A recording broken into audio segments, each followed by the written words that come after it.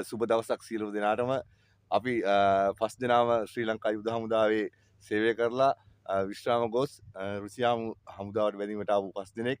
මම ලසන්ත, ශමින්ද, නීල් අයියා, විල්සන් අයියා, රූපේ මල්ලි. ඉතින් අපි ගියවර ජනාධිපතිවරණේ අපේ ආදරණීය ජනාධිපතිතුමාට ඡන්දෙ දෙන්න රුසියාවේ හිටියේ නැති වුණත් අපි අපේ පවුල්වල උදවි අපේ යාළු මිත්‍රාදීන් දැනුවත් කරලා එතුමාව ජනාධිපති කරා. ඉතින් චූටි දෙයක් කියන්න ගත්තේ මෙවර මහමැතිවරණයේදී අනිවාර්යෙන් වැඩි ආසන සංඛ්‍යාවක් ලබා දී අපේ අන්න කුමාර ජනාධිපතිතුමාට සහාය දීම සඳහා වැඩි ආසන සංඛ්‍යාවක් පාර්ලිමේන්තුවේ ලබා ගත යුතුයි. ඉතින් අපි ශ්‍රී ලංකාවේ වසර 22ක යුද්ධය නිමා කර අපිට අපේ අමුදරුවන් රකින්න බැරි තත්ත්වයක් උදා වුණා. හොර දේශපාලුවන් කරපු ක්‍රියාකලාප නිසා ආර්ථිකය අපේ බිඳ වැටෙනවා. ඒ නිසා අපිට ජීවිත පරදුරට තබලා අපේ ආදරණීය දුවදරුවන් රැක ගැනීමට රුසියානු හමුදාවේ සේවය කරන්න එන්න සිද්ධ වුණා.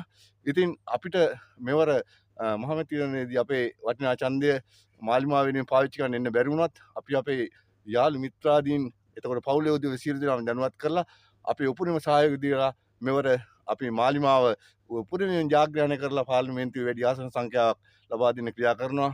අපි ඔයගොල්ලන්ගෙන් ඉල්ලා සිටිනවා අපි දුවදරුවන්ගේ අනාගතය ලස්සන කරන්න මෙවර ඔබේ වටිනා ඡන්දය මාලිමාවට ලබා දෙන්න කියලා. මාලිමාවට ජය වේවා.